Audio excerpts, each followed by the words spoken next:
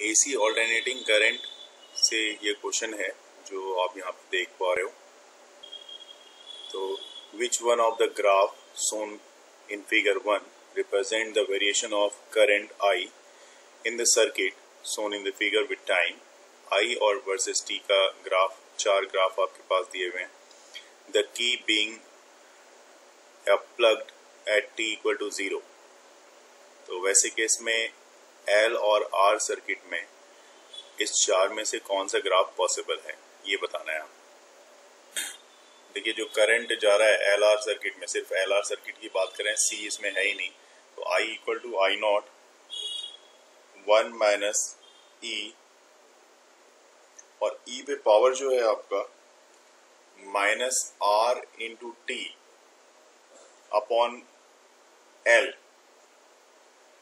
ये फॉर्मूला होता है। देखने वाली बात यहाँ पे ये है कि ये एल बाय आर जो आप देख रहे हो यहाँ पे R बाय एल है, यहाँ पे L बाय R अगर किया जाए तो दिस इज ये इसको टॉ से हम लोग रिप्रेजेंट करते हैं, इज अ टाइम कांस्टेंट, इसको बोला जाता है टाइम कांस्टेंट। और वैसे केस में तब आप इक्वेशन को, ये जो इक्वेशन आपके पास दी हुई है, इसको कुछ इस तरह से आप रिप्रेजेंट कर सकते हो, I equal to I not 1 minus e पे पावर माइनस टी अपॉन में टॉ, इस तरह से भी इसको रिप्रेजेंट किया जा सकता है। और जैसा कि आप देख रहे हो क्वेश्चन में दिया हुआ था एट t इक्वल टू 0, तो t अगर आप 0 करोगे तो समथिंग e पे पावर 0 हो जाएगा। तो e पे पावर 0, तो दैट मीन्स यहाँ पे सिर्फ आपका t इक्वल टू 0 जिस समय रहेगा उस समय करंट जो आपके पास होगी वो भी 0 मिलेगी आपको, ठीक है। क्योंकि और ये यहाँ पे I equal to I naught हो जाना है, I इक्वल टू क्या हो जाएगा, अगर t इक्वल टू 0 पुट करोगे तो सिर्फ I equal to I naught हो जाना है।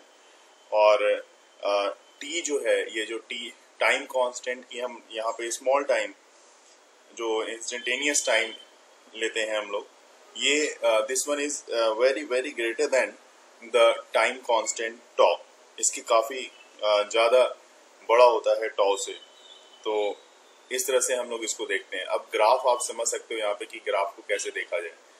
तो यहाँ तक तो ये सारा चीज़ हमने कर लिया, तो यहाँ पे आप ग्राफ देख के समझ लो अब क्या होगा। इसमें से चार ऑप्शन है, तो अब आप देख सकते हो ग्राफ, जरा देख के बताओगे क्या होगा। बिल्कुल सही, इसका जो ग्राफ के हिसाब से पार्ट होगा वो बी इसका आंसर, सही आंसर है।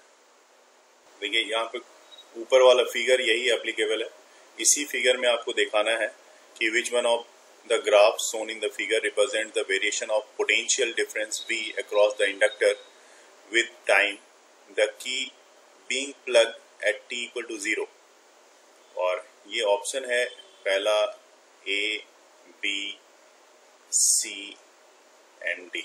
इस ऑप्शन में से आपको डिसाइड करना है कि कौन सा सही ऑप्शन होगा। ग्राफ इसी फिगर के अकॉर्डिंग है कि इस केस में पोटेंशियल डिफरेंस अक्रॉस इंडक्टर,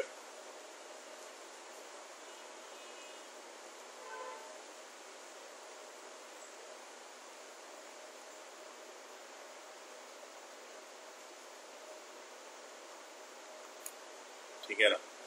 तो ये जो पोटेंशियल डिफरेंस इंडक्टर के क्रॉस होने का, तो उसका लिए फॉर्मूला तो आपने पढ़ा ही है, V equal to minus L D I by D T. तो इसको हम लोग काफ़ी बार हमने यूज़ भी किया है इसको। तो माइनस यहाँ पे L और I की जगह पे आई नॉट, जैसे अभी इससे पहले हमने देखा था आई नॉट 1 माइनस ई पे power minus r T by L, ये फॉर्मूला अभी हमने यूज़ किया था। और तो ये और डिफरेंशिएशन है इसका, तो rest part D I by D T, तो डी आई, तो ये हो जाएगा पूरा का पूरा बाई डी टी, क्योंकि आई नॉट तो कांस्टेंट है। तो this one is equal to आपके पास क्या मिलेगा, माइनस एल आई नॉट, और यहाँ से जब आप डिफरेंशिएट करोगे तो आर बाय एल तो आपका बाहर आएगा और रह जाएगा अंदर में ई पे power minus r t by I, ठीक है। तो जो पोटेंशियल है आपकी, इसकी मॉडुलस अगर आप यहाँ पे देखोगे तो वो मॉडुलस आपको क्या मिलेगा यहाँ पे, वो देखो, ठीक है। वो मॉडुलस v इक्वल टू आपको मिलने वाला है V नॉट इसको पूरे को आप वी नॉट बोलोगे, वी नॉट ऐसे तो वी नॉट इक्वल टू आप क्या करोगे आई नॉट इंटू आर, तो ये पूरा का पूरा I not into R V not represent कर दिया, एल और एल आपका कैंसिल हो ही रहा है, तो ये वी नॉट ई पे पावर आ जाएगा माइनस टी बाय टॉ, क्योंकि ये वाला तो आपको पता ही है कि अभी हमने टॉ में कन्वर्ट किया था, तो टॉ।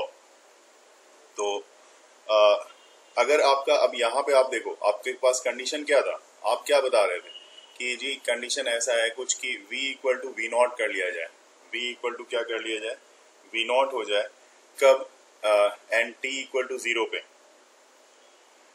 तो ऐसे केस में एक्सपोनेंशियली ये फॉल करेगा टाइम के साथ, है ना। तो और ये भी है कि t very very greater than tau है, तो ऐसे केस में यहाँ पे जैसे मैंने बताया कि आपको falls exponentially with time becoming 0, जैसे से टाइम 0 हो रहा है वो वैल्यू क्या होगी इसकी फॉल करेगी, तो फॉल करने वाली वैल्यू जो है वो यहाँ पे ग्राफ से आप देख रहे हो, तो इसमें ये टाइम बीइंग के साथ ये फॉल करता हुआ ग्राफ है, ये भी है, लेकिन यहाँ से इसके बाद इस वे में डिक्रीज कर रहा है, जो ग्राफ हमारे पास एक्सपोनेंशियल ग्राफ का पार्ट है वो इस वे में यहाँ पे डिक्रीज करता हुआ दिख रहा है, तो ये ऑप्शन आपका जो बी ऑप्शन है वो सही है। क्वेश्चन जो कह रहा है आपके लिए two resistance of 10 ohm and 20 ohm and identical inductor of inductance 5 henry are connected to 2 volt battery through a key as shown in the figure. The key is inserted at t equal to 0. What is the final value of the current in the 10 ohm resistance? मतलब हमें 10 ohm resistance के across ही सिर्फ current को बताना है, बाकी सारी चीजें तो हमारे पास दी हुई है, तो इसके अक्रॉस करंट क्या होगी उसको एक बार देखेंगे। इस तरह के क्वेश्चन को कभी भी सॉल्व करने में बिलीव नहीं करना है कि सॉल्व कर दिया और आंसर मिल जाएगा। आप एक चीज जान लो, यहाँ पे आपके पास जो क्वेश्चन में दिया हुआ है ना, ये एक आइडियल इंडक्टर है, और ये आइडियल इंडक्टर के बारे में जान लो कि जो रेजिस्टेंस होती है आइडियल इंडक्टर की वो 0 होती है। आप नोट भी कर सकते हो, वहां पे हमेशा काम आएगा ये कि resistance of ideal inductor is 0। तो फाइनल वैल्यू जो अगर इसकी रेजिस्टेंस यहाँ पे आइडियल इंडक्टर की 0 हो गई, तो जो करंट का मामला है, तो करंट आपने सप्लाई कितना दिया है, तो आपने यहाँ पे देख लो आप क्वेश्चन में कि अगर आपने करंट का सप्लाई कितना दिया हुआ है वो देखो पहले। तो यहाँ पे वैल्यू, यहाँ पे मैंने डायग्राम जो बनाया है इसमें यहाँ पे मैं लिख देता हूँ, यहाँ पे वैल्यू मैंने लिखी नहीं है, तो ये 2 वोल्ट यहाँ पे मैं लिख देता हूँ, देखो ये 2 वोल्ट, राइट। अगर ये 2 वोल्ट है और यहाँ पे आपने की लगा रखी है, तो ऐसे केस में आप यहाँ पे अगर सप्लाई का जो करंट इसके अक्रॉस जा रहा है, तो अब यहाँ पे क्लियर होगा कि करंट कितना जा रहा है। तो फाइनल वैल्यू ऑफ करंट जो होगी 10 ओम के अक्रॉस, 10 ओम के अक्रॉस जो फाइनल वैल्यू होगी करंट की, वो भी क्या होगी 0 होगी, है ना। तो हमें एल आर सर्किट को एक साथ देखना है और एल आर सर्किट का जो फॉर्मूला है वो अप्लाई करना है, जिससे कि आपको पता लग जाएगा कि अगर इसके अक्रॉस करंट 0 है तो इसके अक्रॉस भी करंट 0 होगा। सिंपल सी बात है। इसके ओवरऑल सर्किट में भी करंट फ्लो नहीं करेगा, क्योंकि यहाँ से अगर आपका करंट आ भी रहा है तो यहाँ से पास ही नहीं हो रहा, सर्किट कंप्लीट ही नहीं हो पा रही, तो करंट तो होगा ही नहीं ना सर्किट में। फिर देखने के साथ ही इसमें समझ लेना है कि भाई हाँ ये हमारा 0 होगा इसका ऑप्शन। कि सेम डायग्राम में ऊपर का जो सर्किट डायग्राम देख रहे हो, तो इसमें पूछा गया है what is the final value of current through 20 ohm resistor shown in the figure. 20 ohm resistor के थ्रू क्या रेजिस्टेंस होगा। सर आपको यहाँ पे कंफ्यूजन जरूर होगा, लेकिन मैं आपको एक चीज यहाँ पे समझा दूंगा आपको कि देखिए रेजिस्टेंस इंडक्टर का 0 हो गया, मान लिया यहाँ पे रेजिस्टेंस आपने क्या बताया इंडक्टर का 0, ठीक है। तो टोटल सर्किट जो है, अब ये इसमें पूरा यहाँ का पूरा का, इसका मतलब सबका रेजिस्टेंस आपका 0 हो गया, सबका काम खत्म हो गया, रेजिस्टेंस सबका 0 हो गया। तो इससे होके जो करंट का मामला है, ऊपर में जैसे हमने बोला कि करंट यहाँ से इस दोनों से इस रेजिस्टेंस की बात हो रही है और इसकी बात हो रही है, इंडक्टर की बात हो रही है, तो इस एल आर सर्किट से करंट नहीं जाएगा। तो करंट नहीं गया, इससे नहीं जाएगा, मतलब इस रेजिस्टेंस के अक्रॉस आइडियल वाली बात हो रही है, इसलिए इसके अक्रॉस नहीं जाएगा। लेकिन सर्किट जो है वो अब सिंप्लीफाई हो चुकी है। इसके बाद जो सर्किट बनती है ना, वो सर्किट बनती है डायरेक्ट ऐसी, सर्किट है ही नहीं, इसका मतलब एल नहीं है, आर नहीं है, इसका मतलब इसको एल और आर को इग्नोर मार दो। तो सीधा बात हो गई कि इतनी सी जो 20 ओम जो आपको दिख रहा है ये 20 ओम है और 2 वोल्ट है, ठीक है। 0.1 आंसर आएगा। हाँ, तो ये मैं बता रहा हूँ ना, जैसे इसमें आई इक्वल टू आप अब वी बाय आर लगाओगे ना, सिंपल सा फॉर्मूला प्लेन सर्किट का, तो 2/20 मतलब 0.1 एम्पियर का आपको करंट यहाँ पे इसमें 20 वाले में, 10 वाले में नहीं, इंडक्टर में नहीं, सिर्फ इसमें इतना का आपको मिल जाएगा 0.1 एम्पियर का करंट। अगर एक का रेजिस्टेंस हमारा 0 है, आर क्या है 0 है, इसका रेजिस्टेंस इंडक्टर का, ठीक है, एक का रेजिस्टेंस 0 है, दूसरा का 10 है, दोनों पैरेलल में, तो 1/10 प्लस 1/0, ठीक है। इसका इक्विवेलेंट रेजिस्टेंस निकालोगे कितना आएगा? ये इंफिनिटी आएगा, 1/r इक्वल्स टू इंफिनिटी। तो आप 1/r इक्वल टू इंफिनिटी, ठीक है, मैं लिख देता हूँ 1/r इक्वल टू इंफिनिटी आ गया, तो r इक्वल टू कितना हो गया? 0 हो गया ना। तो इस ओवरऑल इसका इक्विवेलेंट रेजिस्टेंस 0 हो गया ना। तो इसलिए ऊपर के सर्किट के बारे में सोचना हमने बंद कर दिया था तभी। अब हम सिर्फ सोच रहे थे ये हमारे सर्किट में ये है और ये है, बस। इसलिए हमारे पास जो करंट हमें मिल रही है सर्किट में 0.1 एम्पियर की मिल रही है। क्लियर है? क्वेश्चन नंबर 5 जो दी हुई है, an inductive coil. Inductive coil की जो रेजिस्टेंस है वो 100 ओम की है। When an AC signal is of frequency 1000 hertz, तो फ्रीक्वेंसी आप नोट कर लो, रेजिस्टेंस इंडक्टर का नोट कर लो। Is fed to the coil, applied voltage leads the current by 45 degree. यहाँ पे 45 डिग्री से लीड कर रहा है। तो पूछा गया है कि what is the inductance of the coil. Coil के इंडक्टेंस की वैल्यू बतानी है, एल की बतानी है, वो भी मिली हेनरी में। कौन सा फॉर्मूला अप्लाई किया इसके लिए आपने? XL equals to omega L. XL equal to omega L, okay. और उसके बाद तो इसका मतलब आपको एंगल जो दी हुई है क्वेश्चन में उसकी रिक्वायरमेंट नहीं हुई। बिना उसके कर दिया। अच्छा, ठीक है। उसके बाद ओमेगा क्या क्या वैल्यू इसमें अप्लाई किया? 2 pi nu into L, okay. Then उसके बाद 2 into 3.14 और फ्रीक्वेंसी कितनी दी हुई थी? तो जो फ्रीक्वेंसी दी हुई है 1000 हर्ट्ज की है। डिस्टर्ब नहीं किया मैंने, इसको 100 को मैंने डिवाइड कर दिया 6.28 से, तो आंसर आ गया 15.92 into 10 to the power -3। Excel को आपने 100 कर दिया ना।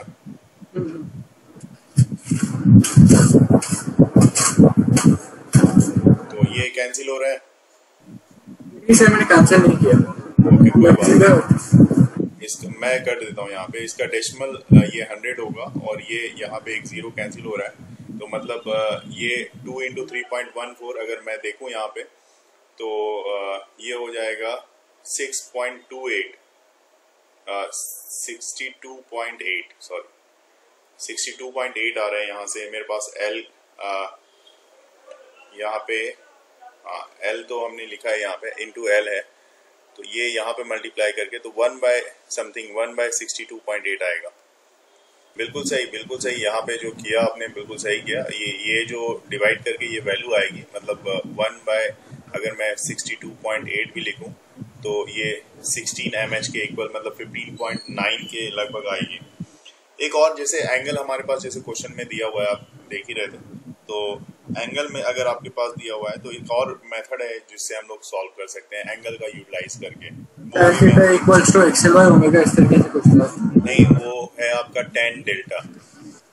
tan डेल्टा इक्वल टू, जैसे आपके पास होता है ना ओमेगा एल बाय आर, ये फॉर्मूला होता है।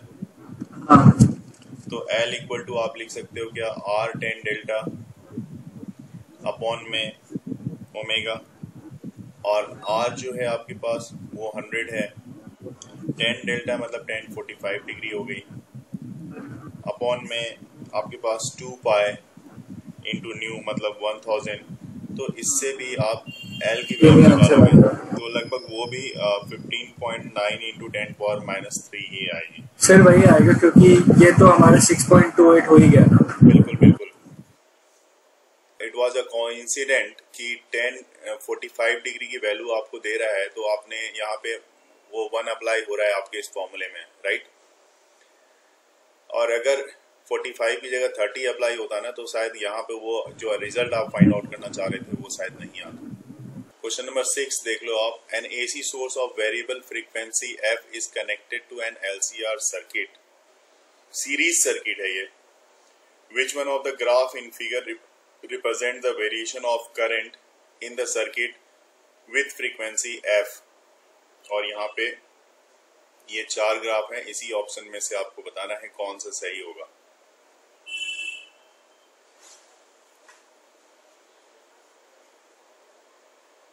इस तरह के क्वेश्चन में ऐसे तो आपको फॉर्मूला तो एक पता ही है कि current I equal to V by R. चूंकि एलसीआर सर्किट है तो वी बाय आर जो इक्विवेलेंट इम्पिडेंस होती है वहां पे वो फॉर्मूला भी पता है, आर स्क्वायर प्लस ये हो जाता है आपका omega L minus 1 by omega C, इसका स्क्वायर लिखते हो।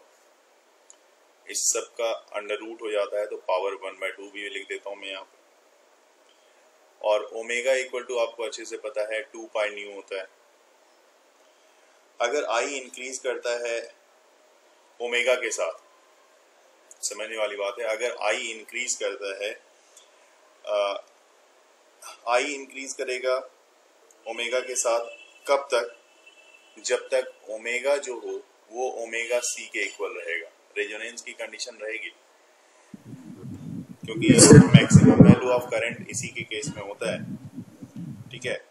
तो ऐसे केस में आप यहाँ पे लिख सकते हो omega C L equal to, हम लोग ऐसे भी लिखते हैं XL equal to XC, XL equal to XC हम लोग यूज करते हैं। तो ये एक्सएल मतलब ओमेगा एल हो गया, और this one is equal to 1 by omega C आप लिख सकते हो यहाँ पे। तो रेजोनेंस का है तो इसलिए ओमेगा सी से रिप्रेजेंट किया जा रहा है, कोई दिक्कत नहीं है इसमें।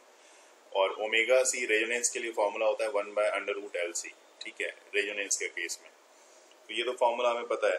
तो जब करंट मैक्सिमम होता है, तो ऐसे केस में जो करंट मैक्सिमम हो रहा है यहाँ पे, तो जो पहले ओमेगा रही होगी, ओमेगा की वैल्यू वो ज्यादा बड़ी रही होगी इस ओमेगा सी से, ठीक है। जो ओमेगा की वैल्यू रही होगी पहले वाली वो ज्यादा बड़ी रही होगी ओमेगा सी से, ध्यान रखेंगे इस बात का। तो ऐसे केस में जो करंट होगा, करंट जो होगा वो डिक्रीज करेगा, ठीक है। करंट आपका क्या करेगा? करंट डिक्रीज करेगा कब? जब ओमेगा जो है आपका इंक्रीज कर रहा हो। तो करंट डिक्रीज कर रहा है यहाँ पे, अब ये मेन 2 पॉइंट रह गया आपका, करंट डिक्रीज कर रहा है। तो इसमें आप देखोगे इस ग्राफ में, ये जो आपके पास ग्राफ दिया हुआ है, इसमें से किस ग्राफ में करंट डिक्रीज कर रहा है? तो देखिए, और पहले में शुरू में जब आप देख रहे थे तो शुरू में क्या था कि ये इंक्रीज कर रहा था, शुरू में ये इंक्रीज कर रहा था। शुरू में ये देखो करंट इंक्रीज कर रहा है, यहाँ तक इंक्रीज किया है, उसके बाद करंट डिक्रीज होना शुरू किया है, ठीक है। डिक्रीज होना शुरू किया तो किसके साथ? तो जब ओमेगा इंक्रीज होना हुआ। तो ये ओमेगा कब इंक्रीज होगा? तो ओमेगा की वैल्यू जैसे 2 पाई न्यू रखते हो, 2 पाई न्यू रखते हो या 2 पाई बाई टी रखते हो, तो उस हिसाब से यहाँ पे करंट का इंक्रीज का ये और करंट के डिक्रीज का ये। जबकि ओमेगा पहले क्या हो रहा है? ओमेगा डिक्रीज कर रहा है, जैसे जैसे करंट इंक्रीज कर रही है ओमेगा डिक्रीज कर रहा है, और क्योंकि ये टाइम इसके साथ मूव कर रहा है। और उसके बाद ओमेगा जो है आपका इंक्रीज करना शुरू हो गया, यहाँ से यहाँ तक ओमेगा इंक्रीज करना शुरू कर रहा है। तो ऐसे भी आपने रेजोनेंट फ्रीक्वेंसी का ग्राफ देखा होगा। यहाँ पे अगर आपको याद होगा तो आप यहाँ पे लिया करते थे ओमेगा 1 और यहाँ पे लिया करते थे ओमेगा 2, और ये बीच में होता था, यहाँ पे वैल्यू होती थी ओमेगा नॉट की या ओमेगा सी की, रेजोनेंट फ्रीक्वेंसी की। तो इस समय ये ओमेगा इस समय इंक्रीज कर रहा है, इस तरह से ओमेगा इंक्रीज कर रहा है, फिर ओमेगा आपका डिक्रीज कर रहा है। ये करंट यहाँ पे इंक्रीज कर रहा है, ये पहला केस में करंट इंक्रीज कर रहा है, दूसरे केस में करंट डिक्रीज कर रहा है। जबकि पहले केस में ओमेगा आपका इंक्रीज कर रहा है, ठीक है। ये देखो ओमेगा यहाँ पे क्या हो रहा है? इस तरफ जा रहा है, ठीक है। तो ओमेगा आपका करंट जो है उस हिसाब से डिक्रीज यहाँ पे कर रहा है, क्या? ओमेगा। और चूंकि ओमेगा टी से रिलेटेड है, इस चीज को ध्यान रखेंगे। और दूसरे केस में ओमेगा इंक्रीज कर रहा है, पहले केस में करंट के ठीक उल्टा, मतलब पहले केस में आपका क्या हो रहा है? करंट इंक्रीज तो ओमेगा डिक्रीज, पहले देख लेंगे। दूसरे केस में क्या हो रहा है कि आपका करंट डिक्रीज तो ओमेगा इंक्रीज। ये चीज सिर्फ ध्यान रखेंगे इस चीज का। तो ये आपका ग्राफ इस तरह से आपको मिल जाएगा। Choose the correct statement in case of AC circuit. Ohm's law holds for. Ohm's law किसके लिए होल्ड करता है? ये ऑप्शन देख लो, इंस्टेंटेनियस के लिए होता है। ध्यान से देख लो, फिर से देख लो। Peak value of voltage and current, effective value of voltage and current, instantaneous value of voltage and current, all of the above. बिल्कुल सही तरीके से सोच के बताना। बहुत ही अच्छा क्वेश्चन है। ओम्स लॉ पे हमारा V equals to IR। Effective value क्या होता है? मतलब RMS। बिल्कुल, ऑल ऑफ द अबव ही इसका सही आंसर है। बहुत सही आपने बताया। चलिए अगले क्वेश्चन को देखो। ये क्वेश्चन है, two circuits 1 and 2 are connected identical DC sources, each of EMF, एक का ईएमएफ 12 वोल्ट है, और circuit 1 has the self inductance, उसकी सेल्फ इंडक्टेंस भी दी हुई है 10 हेनरी की है, एंड सर्किट 2 जिसकी सेल्फ इंडक्टेंस 10 मिली हेनरी की है। द टोटल रेजिस्टेंस ऑफ इस circuit is 48 ohm. The ratio of steady current in the circuit 1 and 2, दोनों की रेशियो क्या इसमें से आपको दिखेगी वो आपको बताना है। यहाँ पे स्टेडी करंट होती है ना, स्टेडी करंट के केस में यहाँ पे आई नॉट इक्वल टू आप लिखोगे E/R, and this steady current ये इंडिपेंडेंट होता है इंडक्टेंस से। ध्यान रखना है, ये किससे इंडिपेंडेंट होता है? इंडक्टेंस से। इसको नोट भी कर सकते हो आप, काम भी आएगा आगे के क्वेश्चन में। तो ऐसे केस में जो वैल्यू होती है स्टेडी स्टेट करंट की, सेम फॉर बोथ सर्किट, दोनों ही सर्किट के लिए सेम मानी जाएगी। तो आप यहाँ पे E जो है, जो 12 दिया हुआ है आपके पास, आप देख सकते हो क्वेश्चन में आपके पास 12 वोल्ट यहाँ पे दिया हुआ है। तो this one is 12 upon resistance जो है दोनों की मिला के 48 की है, तो 12 अपॉन 48, तो this one is equal to आपके पास 0.25 एम्पियर का वैल्यू आपको यहाँ पे मिल जाएगा। तो करंट ही पूछा गया था, the ratio of steady current in the circuit. तो इसमें से तो कोई नहीं है, यहाँ पे सारे जो है ऑप्शन गलत है। तो ये आपके पास 0.25 एम्पियर का करंट आपको मिलेगा। कि from above question, what is the ratio of energy consumed in circuit 1 and 2 to build up the current of steady state value. तो यहाँ पे आपको निकालनी है रेशियो ऑफ एनर्जी कंज्यूम्ड दोनों ही सर्किट के लिए। क्योंकि इंडक्टर का मामला है तो एनर्जी का तो फॉर्मूला आपको हाफ LI² होता ही है। हाफ I0 स्क्वायर कर लो। तो 100 लेंगे, क्या लेंगे? हाँ, L क्या लेंगे? 10 या कितना? 5? नहीं, अगर सर्किट 1 की बात कर रहे हो आप, जैसा ऊपर में देख रहे हो सर्किट 1 में, तो सर्किट 1 में तो आप जैसे आप E1 मान लो उसको, उसकी एनर्जी आप बात कर लो, तो हाफ L1, तो L1 हमारे पास इसकी वैल्यू L1 की दी हुई है 10 की है, तो 10 ले लो। और दूसरे में जहाँ करंट है, तो करंट आपने अभी निकाला था 0.25, तो 0.25 का स्क्वायर कर लो आप, ये आ जाएगी। उसी तरह से L2 में दूसरी वैल्यू आप अप्लाई कर लो, E2 equal to half, L2 की वैल्यू आपके पास 10 दी हुई है, तो इसमें भी आप 10 अप्लाई कर दो, लेकिन 10 मिली हेनरी की है, तो 10 इंटू 10⁻³ अप्लाई करना पड़ेगा। जबकि करंट, जैसा कि मैंने पहले ही बताया कि दोनों ही सर्किट में करंट सेम रहती है, तो इस क्वेश्चन में सॉल्व करने में ये बड़ा हेल्प करेगा, वो ऊपर का कॉन्सेप्ट। तो ये हो गया। अब दोनों की वैल्यू निकाल लेंगे, और E1/E2, क्योंकि पूछा गया है 1 और 2 की रेशियो, तो E1/E2 आपको निकाल के बताना है। -3 क्यों? देखो कैलकुलेशन करने की भी जरूरत नहीं है, हाफ कैंसिल हो रहा है, 10 कैंसिल हो रहा है, 0.25 का स्क्वायर 0.25 का स्क्वायर ये कैंसिल हो रहा है, 10⁻³ ऊपर चला जाएगा तो 10⁻³ हो जाएगा, तो दैट मीन्स 1000 की वैल्यू आपकी आएगी इसकी। प्रीवियस वाले क्वेश्चन से ही, from the above question, what is the ratio of power dissipated by circuit 1 and 2 after the steady state is reached. तो पावर कितना डिसिपेट हुआ वो हमें देखना है, ठीक है ना। तो पावर के बारे में आपको यहाँ पे बताना पड़ेगा, और ऑप्शन यही है, मतलब ऑप्शन को मैं चेंज कर देता हूँ थोड़ा बहुत। पावर का जो फॉर्मूला होता है ना, आपको तो पावर का फॉर्मूला अच्छे से पता है कि P = I0² R लगा सकते हो आप। P = I naught square into R, ये फॉर्मूला आप लगा सकते हो। तो पावर जो डेसिपेटेड जो करंट हो रही है उसमें, जो जैसे आई नॉट करंट आप देख रहे हो, तो आई नॉट करंट जिसके लिए आप formula I not into R use कर रहे हो, है ना, तो आपको ये चीज तो पता चल गया कि आई नॉट जो है सेम होता है दोनों ही सर्किट के लिए, I naught same for both circuit. अब मान लो दोनों सर्किट के लिए अगर ये सेम हो गया, तो वैसे केस में जो डेसिपेट होगा पावर, तो अब एक किसी ईवी का भी निकालो, P equal to I naught square R जो लगाया आपने, तो करंट तो 0.25 आ ही गया था हमारा, इसका स्क्वायर कर लो इंटू 48 कर लो। तो अब इसका स्क्वायरिंग इंटू 48 करोगे तो अब देखो सॉल्व करके वैल्यू कितनी आती, कितने वॉट की वैल्यू आएगी। दोनों को 100, ये अब यहाँ पे क्या होगा, 4 ये 4 से काटोगे तो कितना हो जाएगा 12, और 4 से काटोगे तो 3, तो 3 वॉट का आंसर आएगा। तो इसमें से कोई ऑप्शन नहीं है हमारा, तो 3 वॉट का यहाँ पे ऑप्शन आएगा इसमें। क्वेश्चन बोल रहा है in an inductor of self inductance 100 milli henry and a resistor of resistance 50 ohm are connected to a 2-volt battery. The time required for the current to fall to half its steady value is, अब इसमें से ये option में से कौन सा होगा, ये आपको यहाँ पे बताना है कि इसमें से कौन सा होगा। यहाँ पे जैसे यहाँ पे जो वैल्यू दी हुई है, जैसे आप देख रहे हो 2 मिली सेकेंड्स का है, सेल्फ इंडक्टेंस से वो एल की वैल्यू है ना। हाँ, इसमें सबसे पहले आप निकालो वही same time constant of the circuit. Time constant तो हमने स्टडी किया ही था, tau equal to L by R होता है। तो एल जो है जैसे 10 मिली हेनरी आप देख रहे हो, तो 10 इंटू 10 पावर माइनस 3 हो जाएगा, और आर रेजिस्टेंस की बात है तो ये 50 हो गया। तो ये इस तरह से सॉल्व करके आपके पास 2 इंटू 10 पावर माइनस 3 सेकेंड आ गया, ठीक है।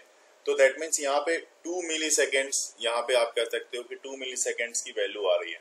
तो करंट जो उस टाइम पे, मतलब उस एट ए टाइम जो गिवन होगा करंट, उसके लिए जो फॉर्मूला आप लगाओगे वो formula I equal to I naught e पे power minus t by tau, ये फॉर्मूला लगना है।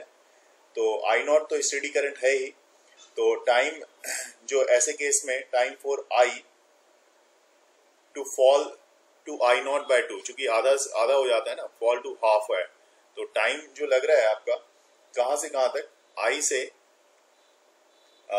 जो आई नॉट बाय 2, ये जो करंट फॉल हो रहा है आधे से, तो आई नॉट था पहले, उसके बाद आई नॉट बाय 2 हो गया, उसके लिए जो कंडीशन है, तो आप यहाँ पे इसके लिए अप्लाई करो, यहाँ पे e power minus t by tau, this one is equal to half कर दो इसको। तो हाफ कर दोगे, आप इसको सॉल्व करके देखोगे तो ई पे पावर ये हो जाएगा tau by t, t by tau, this one is equal to आप लिख सकते हो 2। तो यहाँ से टी इक्वल टू लॉग के टर्म में टॉ ln 2 आएगा आपका फॉर्मूला। तो ऐसे केस में जो करेक्ट आंसर होना चाहिए, यहाँ पे देखो टॉ की जो वैल्यू है, यहाँ पे आपने ये जो वैल्यू निकाली है 2 निकाली, 2 इंटू 10 पावर माइनस 3 की, तो 2 ln 2 मिली सेकेंड्स, तो ये मिली सेकेंड्स है ही, मैंने पहले ही बता दिया था मिली सेकेंड्स है, तो ये 2 ln मिली सेकेंड, 2 ln 2 मिली सेकेंड्स की वैल्यू आएगी लास्ट वाली। आई बाय आई नॉट, यहाँ से आई और इसके डिवाइड में आई नॉट ला रहे हो, तो आई बाय आई नॉट की वैल्यू कह रहा है हाफ है, जैसे फॉल हो रहा है, तो आपने ये इसके इक्वल ई पे पावर माइनस टी बाय टॉ, इसको हाफ बोल दिया। तो हाफ बोल दिया, तो अब इसको कन्वर्जन इसका करते हैं। तो देखो कन्वर्जन कैसे होता है, अगर माइनस आप यहाँ पे लेके जाओगे तो ये 2 पे पावर, ये क्या होगा, इसको कैसे लिखोगे, 2 पे पावर माइनस 1, इसको ऐसा लिख सकते हो। तो इसका माइनस का माइनस अगर रिप्लेस करोगे, हटा दोगे, रिमूव कर दोगे, तो ई पे power T by tau equal to 2 आ गया। तो लॉग के टर्म में आप डायरेक्ट जाओगे तो आपके पास आ जाएगा, जो लॉग के टर्म में हम लोग इस तरह से लिखते हैं, small T equal to time constant tau ln 2, और ये टॉ की वैल्यू आपके पास 2 मिली सेकेंड्स की है, तो 2 मिली सेकेंड्स इधर है और बीच में जो आ रहा है ln 2 आ रहा है, तो ये ln 2 आ गया बाय रूट 2, तो कितनी 50 100 बाय रूट 2 फर्स्ट ऑप्शन ही है। तो एक फर्स्ट ऑप्शन इसकी 100 रूट 2 है, मतलब आप कह रहे हो कि पीक वैल्यू 100 हो गई, बिल्कुल सही 100 है। 100/√2 हो गई, ये भी ठीक है, आपने सही बोला। तो इसमें लास्ट लास्ट वाला आंसर है, लास्ट पार्ट आंसर है, लास्ट पार्ट आंसर है। बिल्कुल सही, बिल्कुल सही। ये लास्ट वाला डी ऑप्शन है आपका, बिल्कुल सही है। मैंने बोला था आप इस क्वेश्चन को देख के बहुत खुश हो गए। क्वेश्चन में क्लियर दिया हुआ है, figure LCR circuit connected to a variable 200 volt, L की वैल्यू है 5 हेनरी, C की वैल्यू है 80 microfarad, R 40 ohm. What is the source frequency which drives the circuit at resonance. Resonance के लिए सोर्स फ्रीक्वेंसी आपको बतानी है, क्या रही होगी इसकी फ्रीक्वेंसी में। ऑप्शन यहाँ पे दिया हुआ है आपके पास, वो फ्रीक्वेंसी बतानी है। जो ओमेगा आर या omega C, this one is equal to √LC है ना, ये आप लगाओ और इसमें पहले तो ओमेगा निकल जाएगा और ओमेगा की जगह पे आप फिर क्या रखोगे, omega equal to 2 pi nu रखोगे। तो 2 पाई न्यू रखोगे तो यहाँ से रेजोनेंट फ्रीक्वेंसी न्यू आर लिख दो, रेजोनेंट फ्रीक्वेंसी निकल जाएगी यहाँ से। तो सही 25/पाई हर्ट्ज की फ्रीक्वेंसी होगी इसकी, बिल्कुल सही है। इसी क्वेश्चन में आपको बताना है what is the impedance of the circuit at resonance. Resonance के केस में इम्पेडेंस की वैल्यू क्या होगी। ऑप्शन में दे देता हूँ आपको यहाँ पे, इक्वल अपोजिट होके कर जाएंगे। बिल्कुल सही। रेजोनेंस में तो एक्स और एक्स इक्वल होगा, तो जो आर होगा वही इम्पेडेंस होगा, है ना, बिल्कुल सही बात। अब इसी क्वेश्चन में एक और यहाँ पे सवाल आपसे पूछा जा रहा है कि करंट एम्पलीट्यूड बतानी है आपको एट रेजोनेंस। करंट की एम्पलीट्यूड बतानी है रेजोनेंस पे, और ऑप्शन भी मैं यहाँ पे दे देता हूँ। पहला के लिए 5/√2 एम्पियर। इस बार आपको यहाँ पे करंट के बारे में बताना है। इससे पहले आपने इम्पेडेंस के बारे में बताया, अभी करंट के बारे में बताना है। दूसरा ऑप्शन आपके पास है 5 एम्पियर, ठीक है। तीसरा ऑप्शन आपके पास है 5√2 एम्पियर और चौथा ऑप्शन है 10 एम्पियर। चलिए उसमें बतानी है ना, रेजोनेंस पे। हाँ, रेजोनेंस पे करंट की वैल्यू बतानी है, करंट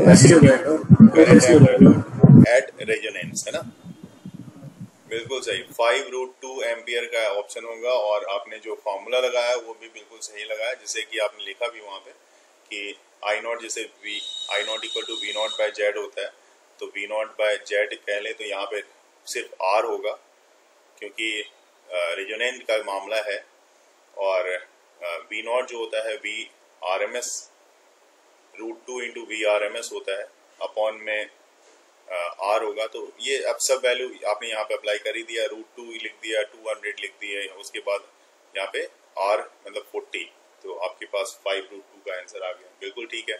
उसी तरह से एक और वैल्यू यहाँ पे निकालनी है आपको निकालनी है the RMS potential drop across the inductor at resonance. ध्यान रहे, मैंने पूछा है पोटेंशियल ड्रॉप अक्रॉस, पहले सिर्फ मैंने पूछा है इंडक्टर के लिए, क्योंकि इसके बाद मैं कैपेसिटर और रेजिस्टर का भी पूछूंगा, तो ध्यान रखना है सबके लिए अलग अलग, है ना। इस तरह का क्वेश्चन जैसे मिले आपको, आप IRMS निकालो। IRMS इक्वल टू क्या होगा, VRMS/R होगा, ठीक है। VRMS आपका 200 का है और R 40 का है, दैट मीन्स 5 एम्पियर का करंट फ्लो है सर्किट में, ये बात क्लियर हो गई। तो RMS potential drop across L आपको देखना है, तो L के अक्रॉस देखोगे तो क्या होगा, तो potential drop across L, this one is equal to हो जाएगा, इसको आप लिख सकते हो IRMS, V equal to IR होता है ना, तो IRMS इंटू ओमेगा L, ये रेजोनेंट का मामला है तो ओमेगा L, इस तरह से आप लिखोगे। तो IRMS तो आपकी वैल्यू पता है, यहाँ पे IRMS की वैल्यू आपने 5 एम्पियर निकाली है, तो 5 इंटू ओमेगा भी आपको दिया हुआ ही है, तो ओमेगा आपने निकाला भी था 50 का था, तो ओमेगा 50 का हो गया। और इसके लिए L इंडक्टर की वैल्यू 5 की है, तो इंटू 5 कर लो आप, तो सीधा सीधी आपके पास आ रहा है, मतलब 5×5 = 25 इंटू 5 125, और एक जीरो और लगा दो, दैट मीन्स अब इसको यहाँ से ऑप्शन देख लो तो आपको पता लग जाएगा 1.25 किलो वोल्ट की वैल्यू आ रही है, तो 1.25 किलो वोल्ट ये वैल्यू आएगी आपकी। ये आ रहा है आपका कैपेसिटर के अक्रॉस भी 1.2 kV आएगा, क्योंकि फार्मूला आपने IRMS इंटू 1/ω/RC लगाया होगा, है ना। VC equal to IRMS into 1/ω/RC, ये वैल्यू लगाया आपने और बिल्कुल सही आया। 1.25 kV इसमें भी आएगा। अब आपको बतानी है RMS potential drop across R के अक्रॉस बताओ। 5 R के अक्रॉस की डिफरेंट आ रहा है, तो इसमें सीधा आपको IRMS इंटू R यही तो लिखना है, मतलब 5 इंटू 40 जो आप बोल रहे थे अभी, मतलब 200 वोल्ट का आ जाएगा। ये R के क्रॉस आएगा, है ना। जो सप्लाई किया था 200, वही 200 R के क्रॉस आएगा। बाकी इस सब में तो वोल्टेज, एक में तो आपको पता चल गया ना, एक में वोल्टेज आपको क्या कर रहा है, वोल्टेज एक में लैग करता है, इसमें लैग करता है, इसमें लीड करता है। तो वोल्टेज लैग या लीड दोनों में सेम ही हो रहा है, क्योंकि तभी तो एक दूसरे को ये कैंसिल आउट कर लेता है।